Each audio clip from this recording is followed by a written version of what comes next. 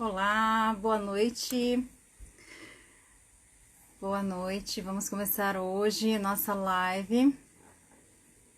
Mais uma live sobre psicologia positiva, trazendo temas diferentes aí para a gente fazer uma conexão da psicologia positiva com outras áreas conexas, com outras áreas que podem também estar próximas aí e ter trabalhos semelhantes com o que a gente trabalha na psicologia positiva, como por exemplo espiritualidade, bem-estar e várias outras temáticas. A gente vai falar hoje, eu convidei hoje uma pessoa muito gabaritada, que é a doutora Vera. Deixa eu só ver se ela tá conseguindo entrar aqui.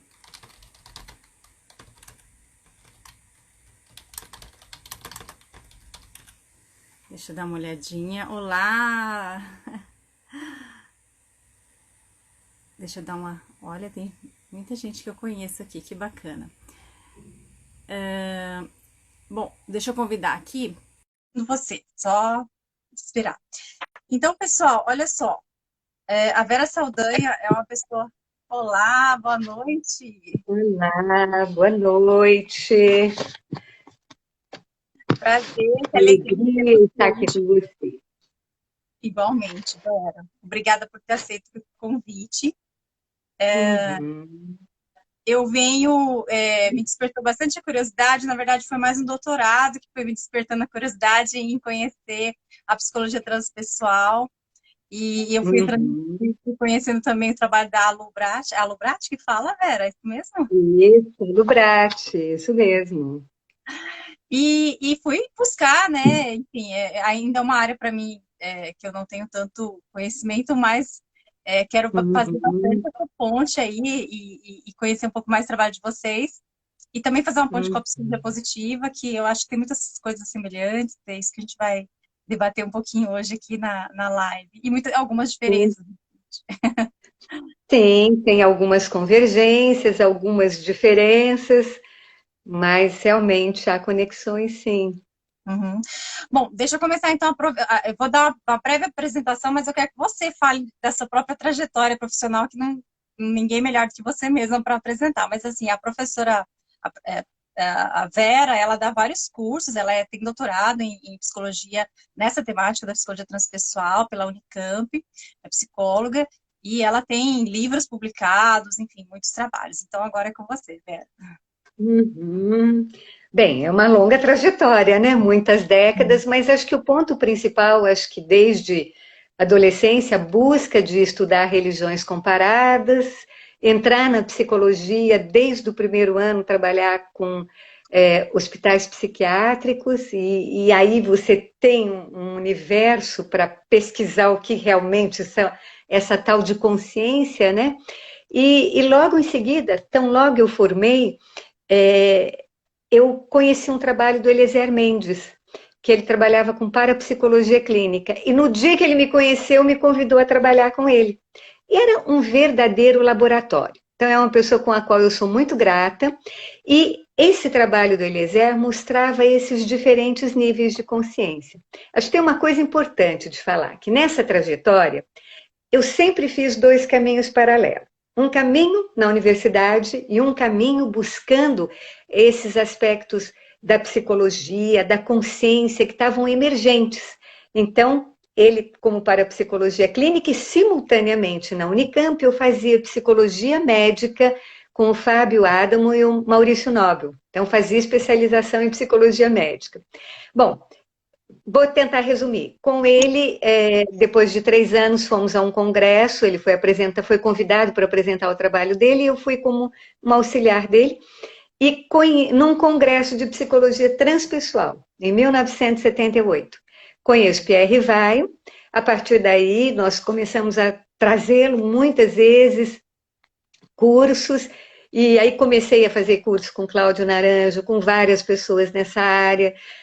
Fiz psicodrama focando o psicodrama triádico, que é o psicodrama da Anne Anselin, que tem uma virtude, um viés bem espiritual, isso com orientação do Pierre. E na sequência também, num período que o Pierre ficou num retiro, eu começo a trabalhar com terapias de vidas passadas. Na verdade, fiz várias formações com Maurice Nederton, Patrick Drouot, e aí tem uma pessoa muito querida, que é a Maria Júlia Pietro Pérez, que eu acabei estando com ela em fundações de associação, depois fui para a associação dela, fiquei muito tempo, e lá eu dava uma disciplina de transpessoal. Então, eu dava transpessoal no curso de formação de psicodrama, dava transpessoal no curso de formação de terapias de vidas passadas, e naquele momento era um boom, vinham pessoas de todos os estados, e essas pessoas acabaram me convidando para dar curso de transpessoal na cidade deles. Então, fui para Belém, São Luís do Maranhão, Porto Alegre, Vitória, e aí sucessivamente, né? Teresina.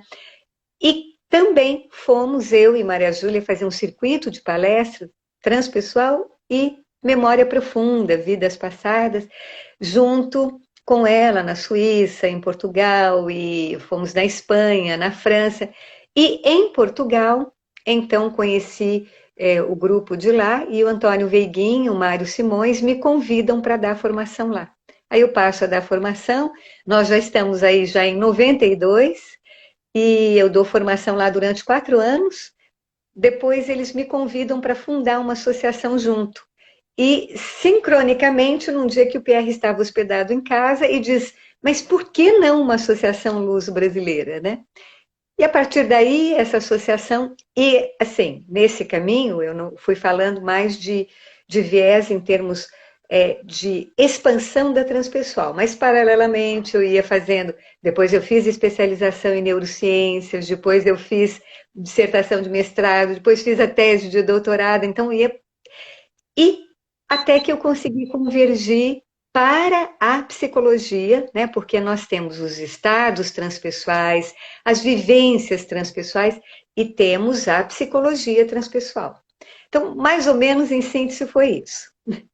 Incrível, incrível. Estou aqui, né, contando que trajetória, que história, né, de vida e profissional também, essa construção que você fez dessa temática no Brasil também. E aí, assim, vamos ao que interessa agora, né? Quer dizer, tudo interessa, mas assim, vamos entender um pouco da psicologia. Eu queria saber que você falasse das origens da psicologia transpessoal e ela é baseada em que, tipo, quais são os elementos que ela é baseada? Tá, bom, a origem dela nós vamos encontrar lá bem no início da psicologia científica, com William James. William James, inclusive, numa conferência, fala o termo transpessoal. William James, ele diz que nós tínhamos estados muito mais elevados de consciência e que essa consciência de vigília era muito limitado, que haviam níveis muito superiores. E aí ele propõe a desidentificação das emoções, ele teoriza sobre a importância do ser humano conhecer, ele dizia, esses estados com potenciais inimagináveis, né? Então, ele é o que dá o primeiro impulso para a psicologia transpessoal. Posteriormente, eu diria para você que o próprio Freud contribui quando ele faz uma cartografia de uma parte inconsciente, né? Ele traz um contributo, vem Jung, torna a falar em 1916 o termo transpessoal, e o inconsciente coletivo. E nesse momento, então, nós tínhamos também uma pessoa muito interessante, que era o Maslow, que era considerado o fundador da psicologia humanista. E aí ele diz, olha, da minha parte eu sou comportamental, psicanalista, humanista, mas na verdade tudo isso é porque eu queria trazer a psicologia transpessoal. Ele tem uma trajetória linda, ele oficializou a psicologia transpessoal em 1968, quando ele era presidente da Associação Americana de Psicologia, que é uma alta referência nos Estados Unidos. Mas, desde 1950, ele já falava de experiências espirituais, ele falava dessas experiências positivas, né? E aí você me perguntou qual que é o diferencial, né? O que a psicologia positiva, a psicologia transpessoal tem? Ela foca a dimensão saudável do ser humano. Ela foca a dimensão positiva do ser humano. Mais ainda, ela foca a dimensão espiritual. o Maslow colocava que sem a dimensão espiritual, nós adoecemos, nós ficamos nihilistas, nós ficamos áridos, inóspitos e criamos uma sociedade de embates muito grandes, né? E ele dizia também que quando você tem experiências espirituais, e aí o Maslow disse o seguinte, como ele tinha algumas críticas, ele achava que naquela época a religião separava, tipo assim, vamos estudar a parte espiritual e vamos banir a parte corporal, a parte psíquica. Então ele dizia que nós não podíamos nos dividir, nós éramos uma espiritualidade corporificada. Então ele passou a chamar, Saula, de experiências culminantes, essas experiências místicas. E ele diz, eu estou chamando essas experiências espirituais, místicas, de experiências culminantes, para que não se confunda com a experiência mística religiosa. E ele dizia, essas experiências são genuinamente humanas, elas fazem parte da nossa biologia, ela é inerente ao ser humano. E, através dessas experiências, valores positivos emergem, valores que são inerentes, como solidariedade, como empatia, cooperação, verdade, bondade. Então, ele tinha uma coisa muito bonita que ele dizia assim, para nós melhorarmos uma sociedade, nós precisamos melhorar esse homem. Mas esse homem, ele não vai ser melhorado com regras de fora. Precisa trazer de dentro esses valores positivos, porque aí, naturalmente, ele será benevolente, ele será solidário, ele será empático, e aí nós teremos uma sociedade melhor. Então, essas são as raízes da psicologia transpessoal e o foco dela. Essas experiências místicas culminantes que você falou, Vera, então, a concepção de espiritualidade na transpessoal, ela está ligada a essas experiências e tem algo a mais, assim, que é falado dentro disso. E eu queria, assim, tem algum exemplo? Porque, assim, eu entendi que as consequências dessas experiências são a solidariedade, esses atos, comportamentos positivos entre as pessoas nos relacionamentos. E da forma como age no mundo, com a natureza, com as pessoas, enfim, com tudo que está ligado ao ser humano. Com a dimensão da ecologia, da criatividade, do próprio conhecimento místico, até a questão da religião, porque a religião ela tem uma dimensão de um coping extremamente positivo. Ela pode ter um coping religioso negativo, mas ela tem também um positivo. É o que traz sentido de vida, autorreflexão.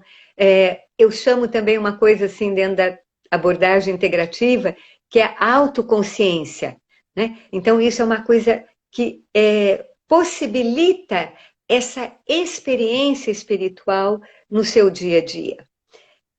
Então, quando se fala dessas experiências místicas, nós estamos falando desse sentimento de transcendência, de pertencimento a algo maior do que o si mesmo. Então, essa dimensão que você sente como algo extremamente forte e positivo na sua vida.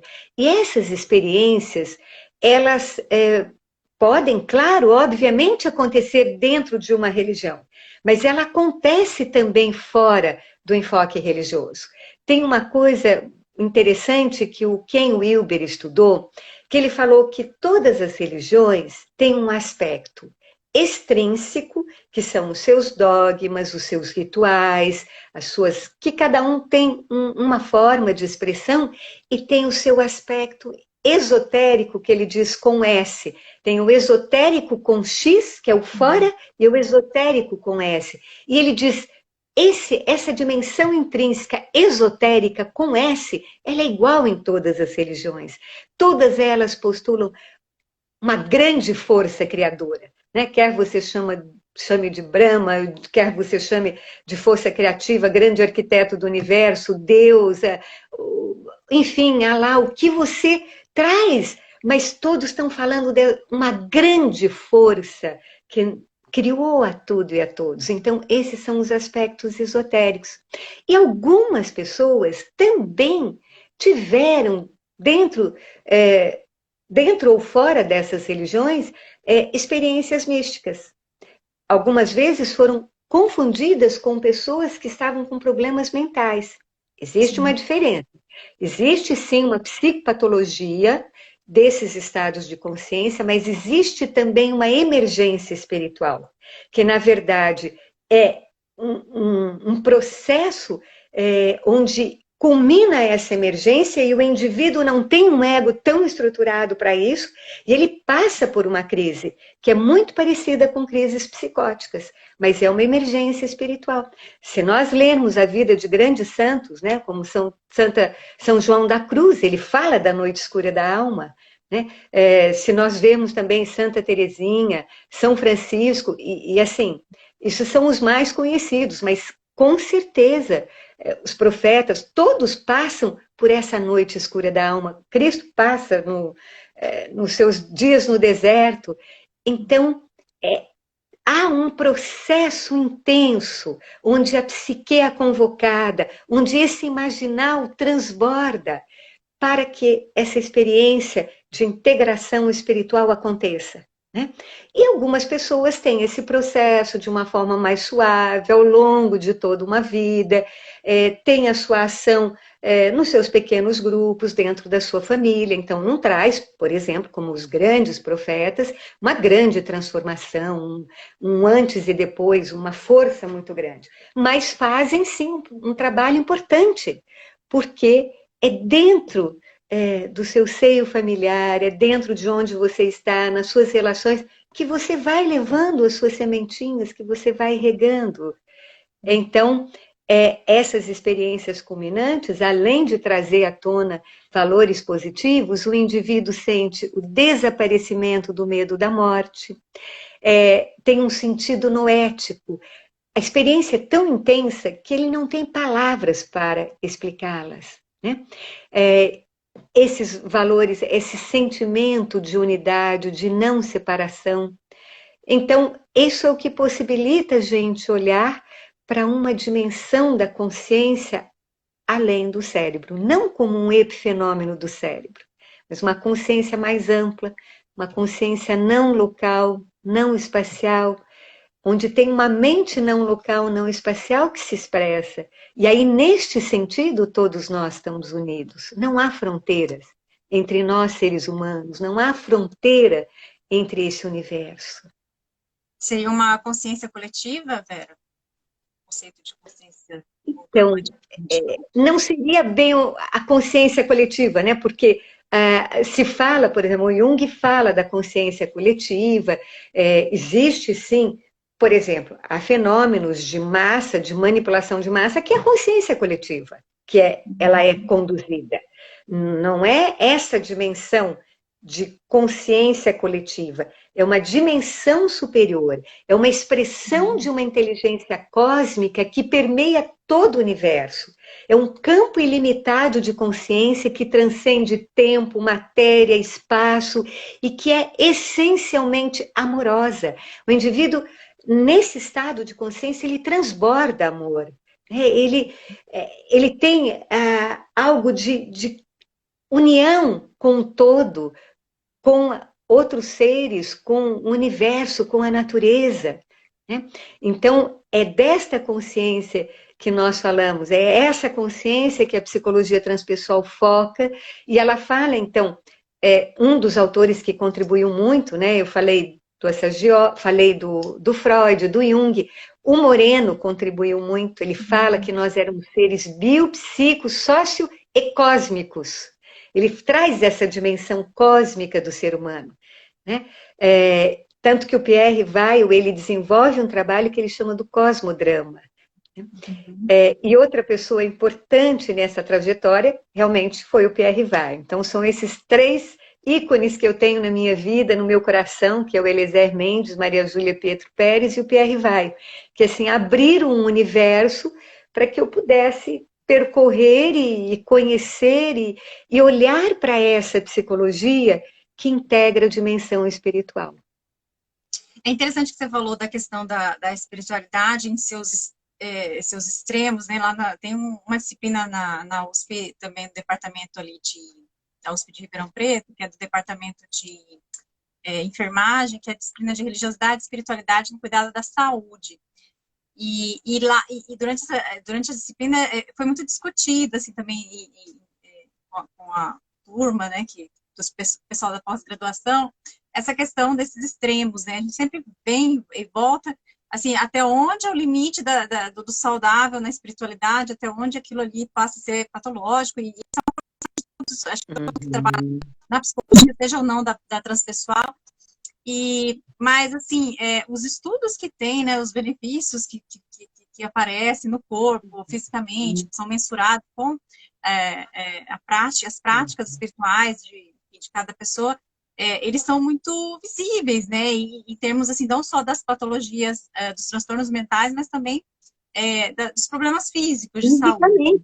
Fisicamente, né? O Koenig e o Pargament trouxeram isso há 40 anos atrás na saúde, e mostram os efeitos disso.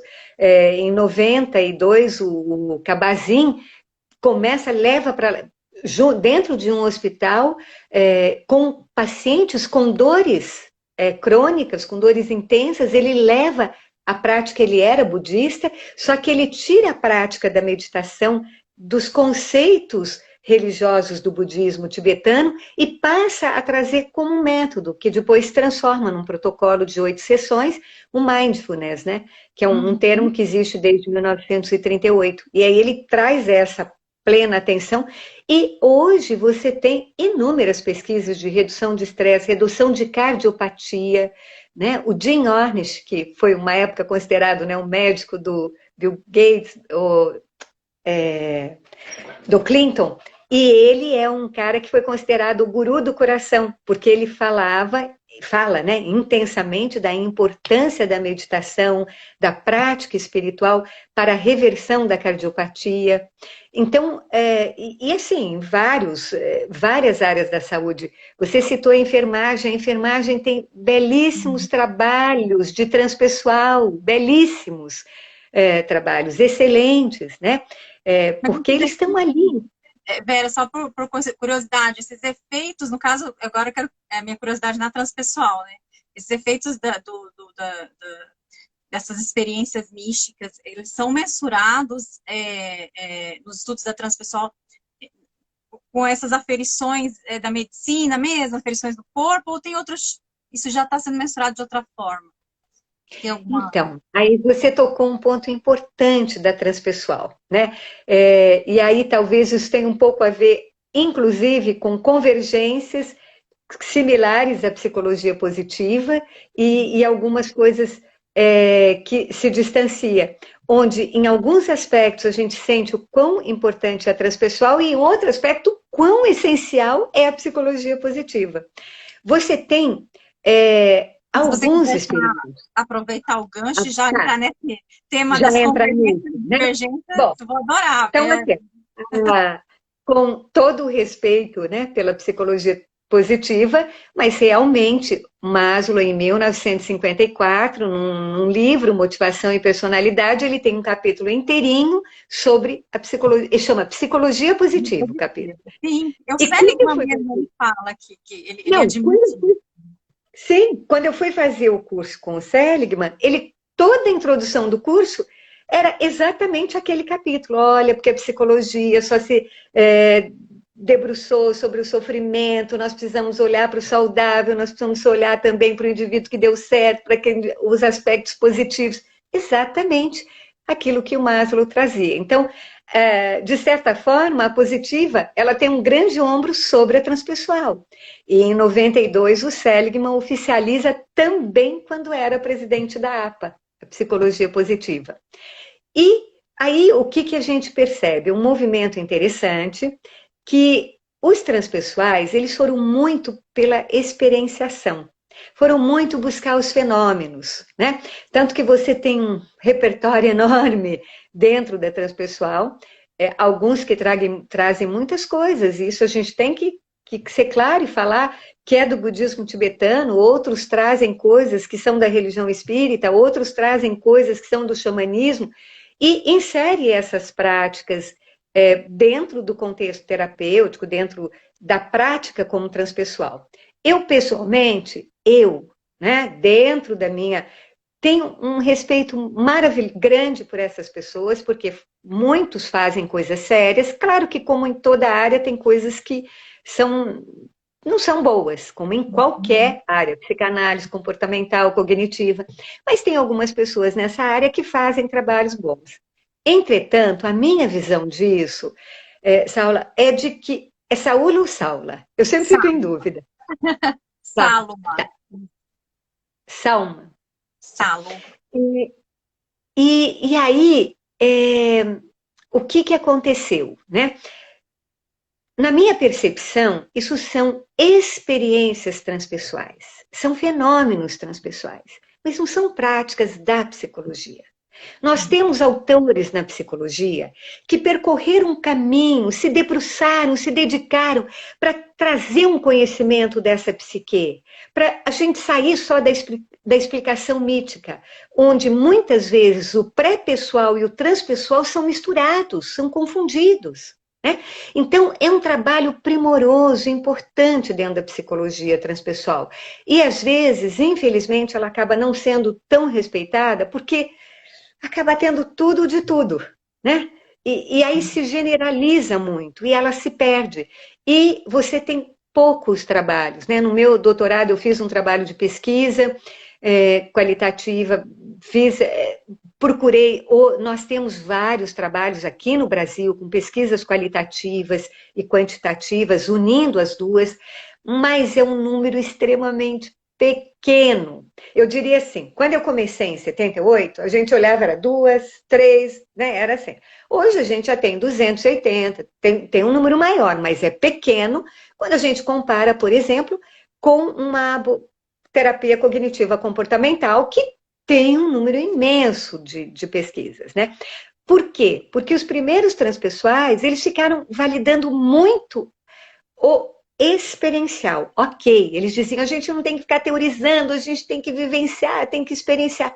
É fato isso. Isso é real. Mas não podemos só fazer isso. Nós temos que ter um léxico comum. Nós temos que ter uma interface com os nossos pares em outras abordagens. Né? E quando eu fiz a minha tese, eu busquei, né, quando o próprio nome integrativo se refere a uma integração teórica, se refere também a uma integração assimilativa, onde a gente percebe, a gente sente o quanto teve de contribuição de autores que nos antecederam e que a gente pôde avançar mais, né?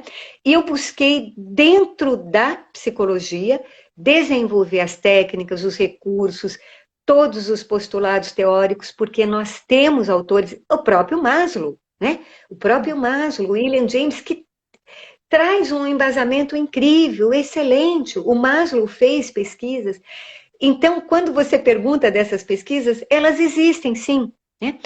Existem na Unicamp várias pesquisas que foram feitas, tanto na medicina, quanto na Faculdade de Educação, tanto no Departamento de Filosofia, quanto no Departamento de Psicologia, de Desenvolvimento Humano. Nós temos, por exemplo, lá em Recife, o Aurino, que já orientou vários trabalhos na universidade dele. Então, temos. Aqui em São Paulo também, mas são limitados, são poucos, porque as décadas que se iniciaram da transpessoal ficaram muito no trazer esse embasamento espiritual, filosófico e experienciar. Meditação era a regra do dia, era a prática do dia, que você deveria exercer isso intensamente. Porém, ninguém foi fazer uma pesquisa tão bonita, tão importante quanto a que o Kabat-Zinn fez. Então, o que acontece, né? O que nós percebemos? A psicologia positiva, ela se linkou à psicologia cognitiva comportamental. Então, a cognitiva, ela emprestou os experimentos da comportamental. E a positiva emprestou os experimentos da cognitiva. E, com isso, por exemplo, eu fiz um curso lindo com o Robert Bivas-Dinner, e ele falando do trabalho dele de pesquisa sobre a coragem, uma coisa linda, né? Trazendo essa força sobre a pesquisa do perdão, da gratidão. Então, a psicologia positiva, nesse sentido, está trazendo uma grande contribuição, uma contribuição importante, porque ela está tendo aferições dentro desse universo acadêmico, mostrando a importância desses valores positivos. Então, a psicologia transpessoal fala desses valores, fala que a espiritualidade traz isso, mas ela ficou muito limitada, com um número muito pequeno de pesquisas. O que é positiva, assim, está ganhando escalas e isso é muito bonito. Eu acredito muito que há uma convergência. Tudo que vai se elevando vai se integrando, porque nós estamos falando de um único ser humano. Quem está por trás é o ser humano, né? Então, são diferentes olhares, mas de uma única natureza. Então, acho que esse é um ponto importante. O outro ponto, por outro lado, no processo transpessoal, você vai trabalhar muito com o imaginal, você vai mergulhar, você vai estimular práticas de processos profundos, tanto no sentido do lado de sombra, como no sentido dessa supraconsciência. Já na psicologia positiva, a prática terapêutica ela é muito pautada na cognitiva. Né? Então, ao mesmo tempo que ela é legal, ao mesmo tempo também, honra seja feita, a cognitiva é também uma abordagem importante, excelente, mas a cognitiva já claramente não entra nas questões da transcendência. A positiva é muito interessante porque lá nos valores, um dos valores é transcendência, mas eles se defendem muito, principalmente os primeiros que deram segmentos, o próprio Mihaly Csikszentmihalyi, né, que fala da experiência Platô. Nós temos uma aluna na nossa pós que depois foi fazer dissertação de mestrado e doutorado, e eu fui da banca dela em Florianópolis. E ela faz um estudo na pianística e o estado denominado flow, e ela discorre toda uma experiência, todo um processo, uma pesquisa de investigação mostrando que a experiência de flow e a experiência platô são as mesmas coisas. Porque o Maslow falava das experiências culminantes, que eram as experiências espirituais. E as experiências de platô é quando você atinge um determinado nível e você flui naquilo, você está conectado, você flui, que é exatamente o flow do Mihaly. Né? Mas ele diz nada desses humanistas, eles nem chegam a citar o transpessoal, os humanistas já não falam, né? Agora, tem uma corrente na Inglaterra que fala muito, por exemplo, sobre William James, que já começa a trazer de uma forma, né, mais inserindo muito William James, as pesquisas, fazendo aproximação. Então, você percebe que é como se eles tivesse um certo receio, né, de se comprometerem no momento que eles assumem a transpessoal. É um risco, né? É um risco. Quando eu assumi, falei, não, eu vou fazer transpessoal. E claro que eu era uma voz no deserto, em 78, eu indo para vários estados do Brasil, falar de transpessoal, falavam, trans o quê? Né? Trans o quê, né? Mas também faço algumas avaliações muito positivas, mas algumas avaliações assim que deixam a desejar mesmo, que se misturam coisas que fogem um pouco da psicologia. E aí procurei nesse percurso realmente desenvolver um método dentro da psicologia que pudesse sim trabalhar com essas experiências culminantes, com as experiências espirituais, estimular essa dimensão no indivíduo, trabalhar com o imaginal, trabalhar e aprofundar esse inconsciente mais profundo. Então, mais ou menos isso. Você me interrompe e faz pergunta, porque senão eu vou falando. Então, o pessoal que está perguntando quer saber como que faz para acessar o trabalho da sua aluna. De repente, você falando o nome dela completo, a pessoa já consegue buscar. Denise, olha, eu vou fazer o seguinte, não sei como eu faço para fazer isso, acho que não dá para fazer, porque eu tenho o contato dela no meu celular, que eu estou fazendo a live. Pergunte para ele se tem como eu passar para você e você passa o contato dela para eles. Pode, a pessoa que perguntou pode também entrar em contato no direct, depois da live eu respondo, ou no meu direct, ou no direct da Lubrat, e a gente ou entrar em contato comigo, eu passo também. A Denise fez um trabalho belíssimo, né, sobre a música. Ela, inicialmente, a formação dela foi em música, depois ela fez transpessoal conosco, depois ela fez psicologia e fez o mestrado e o doutorado. E aí é muito interessante, é muito profundo e mostra essas convergências, né? Toda essa comunicação que existe entre uma abordagem e outra. Então, e é bem interessante, assim, essa questão da... A gente tem uma sensação, às vezes, ruim quando a gente vê as ciências, enfim, que estão muito... As perspectivas que estão muito próximas, você fica naquela... Vem aquela pergunta, né? Quem roubou de quem a teoria? Porque, tipo assim, a gente sabe que existe isso.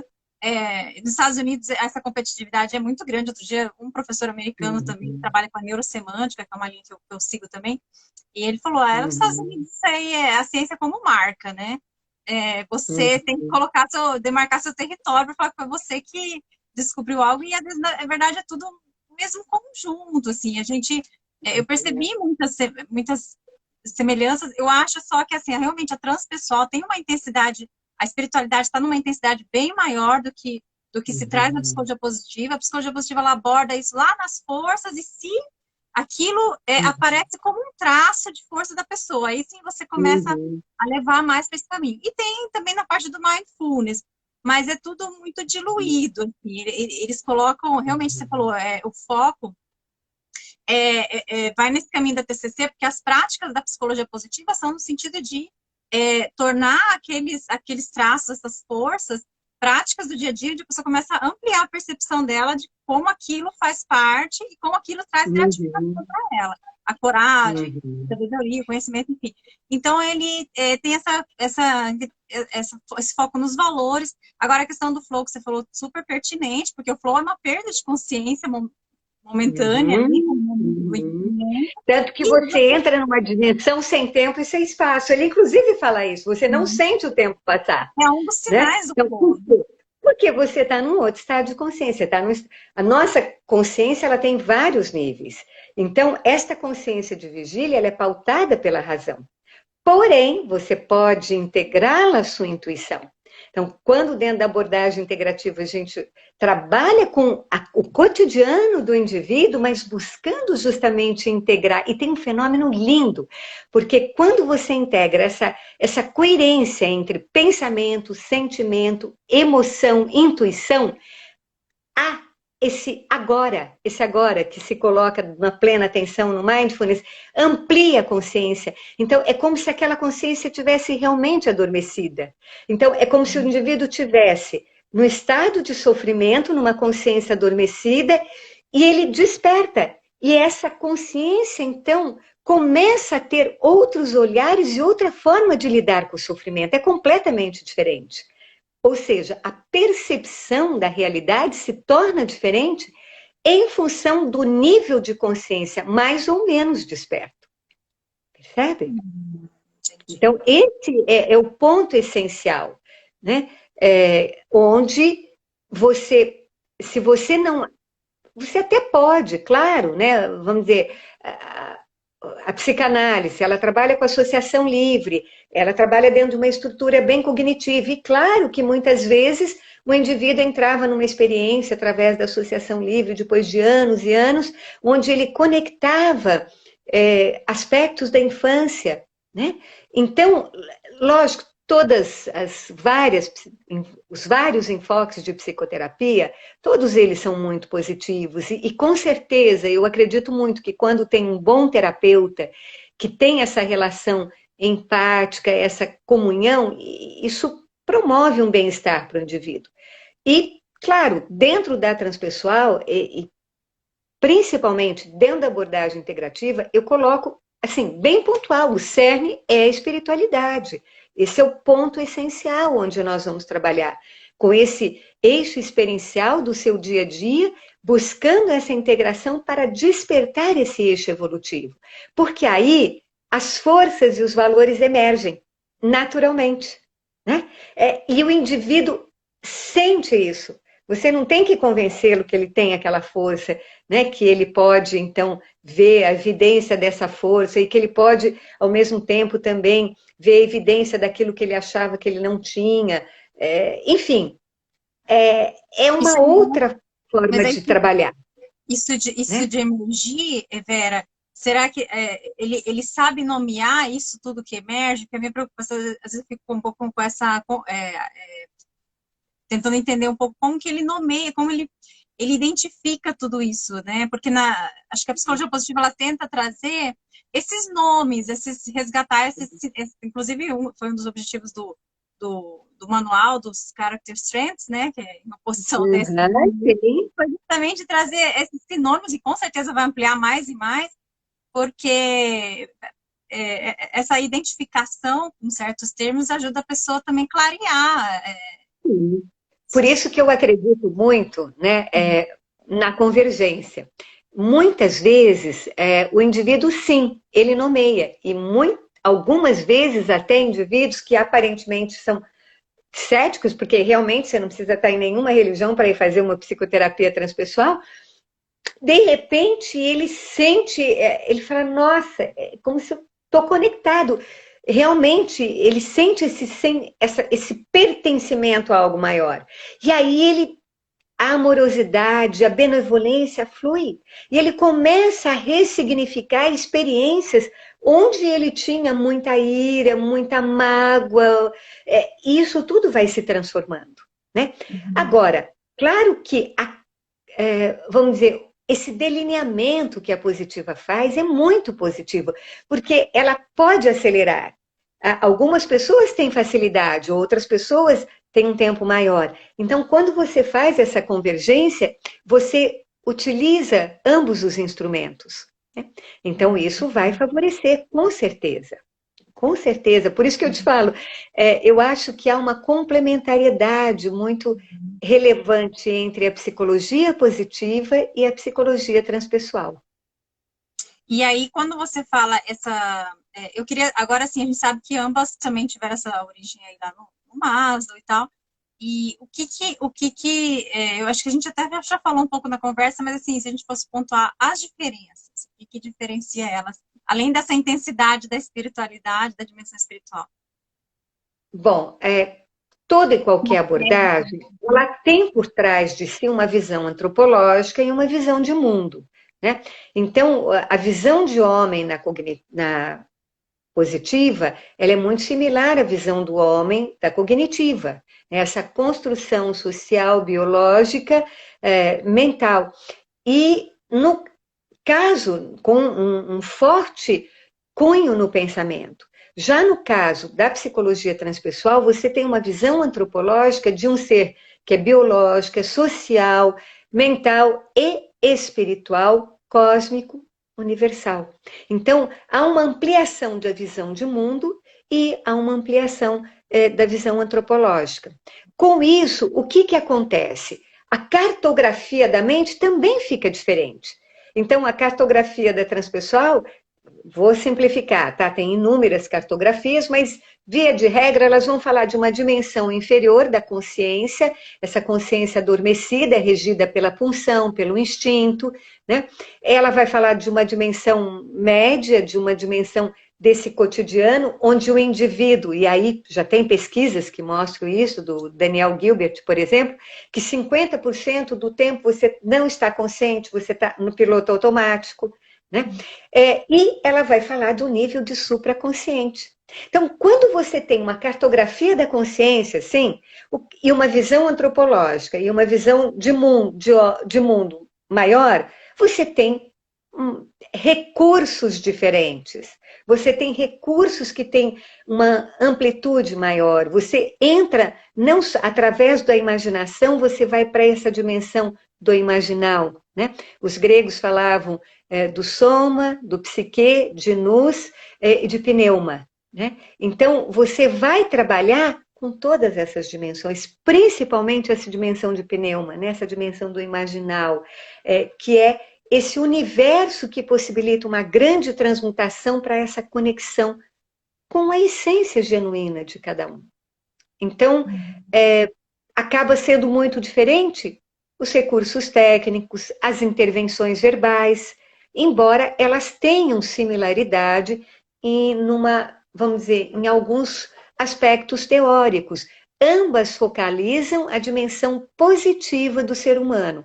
Ambas focalizam os aspectos saudáveis, sendo que a transpessoal enfoca, privilegia a espiritualidade como algo que, sendo inerente, ela vai trazer a dimensão positiva.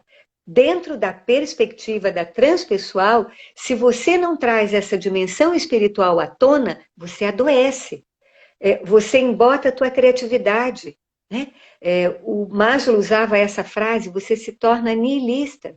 Então, esse vazio existencial, essa perda do sentido da vida, esse índice assustador de depressão, de suicídios, tudo isso tem muito a ver com essa falta de conexão essencial, que não é algo que você vai impor fora de si, não, mas é para resgatar do ser humano, né? Resgatar a nossa verdadeira humanidade. Em um dos livros do Maslow, ele diz assim, quando ele fala sobre Gandhi, ele fala sobre Jesus, ele fala sobre Maomé, ele vai falando, vai citando vários. Ele diz, esses são os seres humanos que Deus deram certo. Nós ainda não demos certo, nós não ainda desenvolvemos toda a nossa humanidade. Ele diz, tudo isso está como sementes, ainda muito tênue, nós precisamos nutrir, alimentar na educação, tanto na educação formal como na educação familiar, para que isso possa vir à tona. Não só na prática terapêutica. Ele falava também de levar isso para as organizações. É ele quem vai, traz e leva a espiritualidade para as organizações. Então, esse é um ponto que talvez fique um pouco diferente da abordagem da psicologia positiva. Essa espiritualidade, como que ela é explorada? Assim, eu não sei, eu sei que a gente não dá para dar técnicas aqui, mas eu falo assim, como explorar isso, essas diferentes espiritualidades com pacientes diferentes, né? Tá.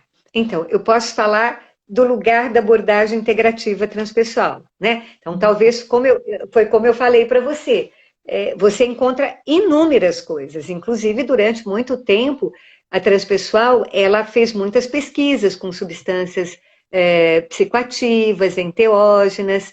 Então, quando você vai trabalhar, e aí dentro desse referencial da abordagem integrativa, nós trabalhamos com esse conceito de vida, sim.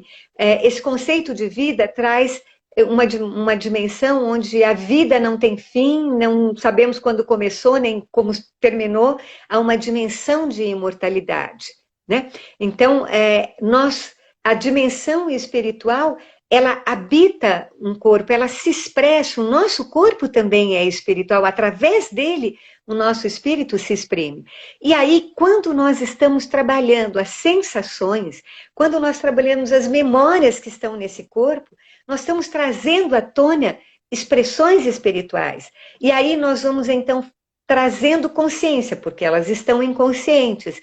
Nós vamos conectando a essa fala corporal, as emoções que estão ali aprisionadas, as crenças que estão aí que estão conectadas, e com isso abrimos espaço para a intuição, entra-se no imaginal. Então, eu chamo de eixo evolutivo, onde a gente vai integrando razão, emoção, intuição e sensação. Nascemos o ser, que é a sensação, emoção e razão. Esse é o ser. O ser humano, quando ele nasce, ele é isso.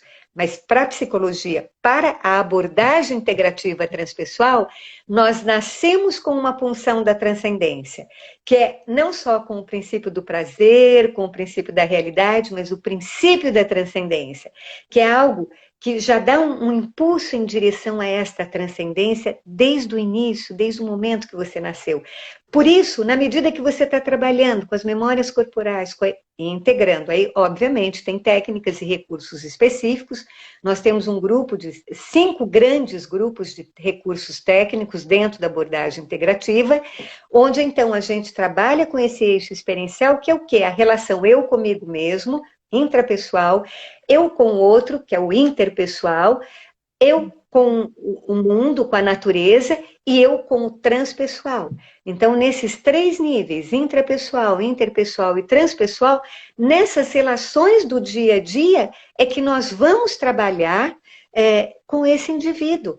E vamos, então, buscar estimular o lado saudável, em primeiro lugar.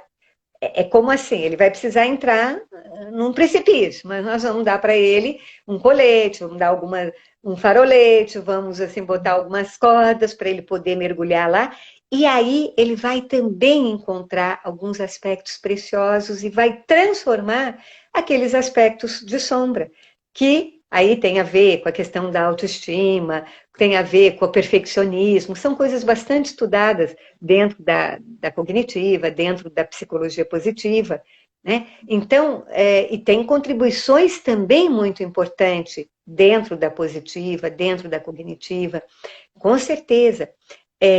Então, nós vamos buscando integrar esses elementos, e na medida que isso integra, dentro desses recursos técnicos, há uma abertura através do imaginal para essa conexão espiritual. Então, essa espiritualidade, ela é única, ela tem uma singularidade, né? Eu falei para você, bom, a espiritualidade se expressa como criatividade, ecologia, como emoção superior, como religiosidade, sentido de vida, valores positivos, mas eu não vou dizer isso para o meu cliente. Através da vivência dele, ele traz isso dentro da singularidade dele. E aquilo lhe traz força, né? Essa dimensão subjetiva é o que o empodera, é o que traz força. Ele sente isso. Eu não preciso dizer, você é capaz, você é forte. Ele traz isso à tona. Na medida em que ele está vivenciando, experienciando essa reconexão com algo que estava esquecido, que existia dentro dele, mas estava esquecido.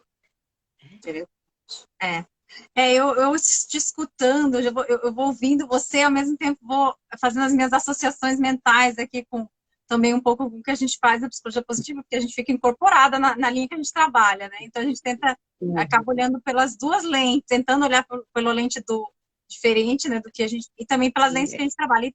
E realmente, assim, a base da base ali, do base mesmo, ele vem do...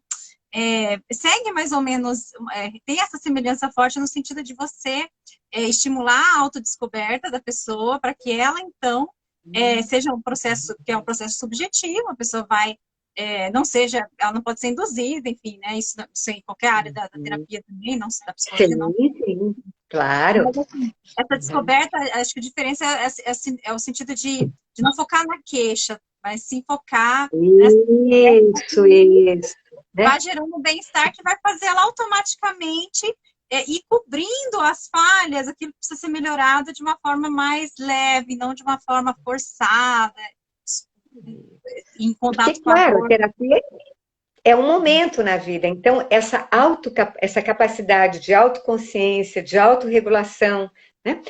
E tenha certeza, eu acho que você está num caminho muito bom. Eu fiz esse caminho, até porque na minha formação na faculdade era muito interessante. Eu era monitora do Dr. Roberto Pinto de Moura, que era psicanálise, mas eu também fazia transpessoal, fazia psicodrama, e eu também fazia Jung e também intensamente vivenciava esses elementos, e eu percebi uma convergência. Tanto que o termo integrativo mostra principalmente essa integração que vem lá desde o James, do Freud, do Jung, do Moreno, do Maslow. E teve uma época, assim, dei curso e dou ainda, né, em vários estados do Brasil e em Portugal. E aí teve um momento que, há uns 4 anos atrás, eu falei, eu vou fazer o pós-doutorado fazendo uma convergência entre positiva e transpessoal. porque na verdade existe, né? Mas aí depois, esse projeto eu posterguei um pouquinho do pós-doutorado, aí foram outras coisas, outros projetos que surgiram, mas tenha certeza que você está aí num fluxo, né? Bem bom, Sim. com É, certeza. e eu vi alguns trabalhos também, eu tô lendo alguns artigos para fazer a base, então algumas vezes eu Uhum. vejo ser mencionado ambas, né? De alguma forma, separadas, mas enfim, tem essa. E aí o que eu queria, assim, antes do. A gente tem mais, acho que uns 4 minutinhos aí. É, Uhum. e depois eu quero conversar mais, a gente tem que trocar mais ideias aí. Uhum. Vera, para a gente poder fazer, acho que é bem legal essa integração. Eu quero que você fale, então, agora, deixar um espaço para você falar dos cursos, antes que o Instagram faça aquele corte brusco que ele costuma Tá fazer no final, bem. Bom, dizer da eu Lubrate. vou falar da Lubrat, né, que é a Associação Luso-Brasileira, que foi fundada pelo Pierre, pelo Mário Simões e por mim, e ela vem com esse foco, com essa missão de promover congressos, expandir, divulgar transpessoal, e no Brasil a gente tem um grande carro-chefe, que é a nossa pós-graduação, e o curso de formação em transpessoal e terapia integrativa transpessoal, que na verdade foi toda uma estruturação. Inicialmente eu levei essa formação para todo o Brasil e depois se transformou numa pós-graduação desde 2000. E essa pós-graduação, atualmente, ela começou há 2 meses em São Paulo, ainda é possível ter adesão. O primeiro e o segundo módulo foi online, mas já vai ser presencial. E vamos ter uma novidade em fevereiro, a partir de fevereiro, que nós vamos ter uma formação 100% online. Uma formação onde é esse programa da pós, com certificação internacional. Nós temos uma parceria com Portugal. Então, você tem um reconhecimento não só no Brasil, mas um reconhecimento também na União Europeia e em Portugal. Então, o próximo ano, nós estamos começando com essa formação 100% online, além das pós-graduações também presenciais. Nós temos em Brasília, atualmente, em Campinas, temos em São Paulo, que acabou de começar. Convidamos a todos vocês, todo terceiro sábado nós temos encontros notáveis e já trouxemos pessoas maravilhosas, assim, trouxemos a Nora Cavaco, trouxemos a Zana, que é a presidente do ITA, que foi o instituto fundado pelo Stanislav Grof, justamente lá em 78. Eu estava de mão dada com ele, com o Pierre, quando teve essa fundação do ITA. E ela é a presidente atual, foi belíssima. Ela falou sobre a transsomática, né? O trabalho que ela faz com o yoga terapêutico e com esse corpo, né? Trabalhando o transsomático, o transpessoal no corpo. Recentemente tivemos agora o encontro notável com um trabalho belíssimo da Antonieta com mulheres. Ela faz esse trabalho, vocês vão encontrar, ela também é docente, faz um trabalho lindo, Antonieta Amazon, o Luiz Carlos Garcia, que também faz um trabalho de coaching integrativo muito bacana, tem o curso de coaching integrativo, aliás, vai acontecer um agora em outubro. O Mário Simões, de Portugal, que estava nesse encontro notável. O próximo já está sendo programado, já está sendo cuidado com muito carinho, vai ser no terceiro sábado. Então, terceiro sábado, sempre vocês têm, acho que das 9 ao meio-dia, vocês têm encontros notáveis. Enfim, e também sempre tem algumas coisas, na época da não pandemia, nós tínhamos também meditação toda terça-feira. Então, tem um grupo de meditação aberto, gratuito, na Lubrate Campinas. Tem também, para quem quer participar, tem o grupo do CIT. O CIT é o Colégio Internacional dos Terapeutas, fundado pelo Jean-Yves Lelou, e esse Colégio dos Terapeutas traz um pouco essa visão dos terapeutas, e que esses terapeutas têm algumas coisas muito similares ao enfoque transpessoal, né? Esse caminho das convergências todas. E o CIT, então, estuda as obras do Leloup, estuda as obras de transpessoal. Quem quiser participar é aberto, e agora está sendo online, então pode entrar. Nós temos a coordenação da Marli Adaime, ela que coordena, acolhe, orienta, então é um momento muito gostoso, porque o CIT é uma vez por mês, é a última terça-feira do mês. É uma manhã toda, das 8h30 ao meio-dia. Se estuda, se pratica meditação, se faz reflexão com aqueles textos que foram estudados, é gratuita também. Então, estão todos convidados para participar da Lubrate, para estar com a gente, para estar também com você, com esse trabalho lindo que você está buscando fazer no seu doutorado de psicologia positiva. Enfim, estamos todos juntos, né? E trocando e complementando e dando força para que, com certeza, né? Acho que esse momento único de pandemia pode nos mostrar que nós podemos ser melhores,